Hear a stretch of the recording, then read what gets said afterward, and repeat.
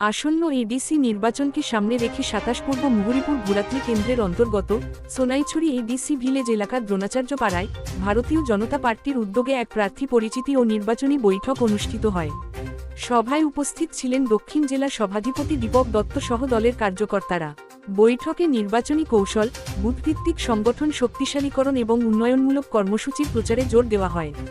দলীয় নেতৃত্ব কর্মীদের ঐক্যবদ্ধভাবে কাজ করার আহ্বান জানান এবং আসন্ন নির্বাচনে জয়ের লক্ষ্যে সক্রিয় ভূমিকা নেওয়ার নির্দেশ দেন। নমস্কার।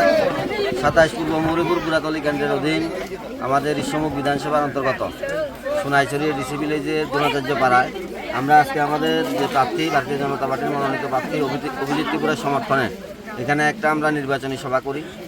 তো সভাতে আপনারা দেখছেন এখানে বিপুল পরিমাণে আমাদের জনজাতি অংশের মায়েরা বোনেরা এখানে অংশগ্রহণ করেছেন এবং আমাদের প্রার্থীকে ওরা বিপুল ভোটে জয়যুক্ত করবেন এই আশ্বাস আমাদেরকে দিয়েছেন।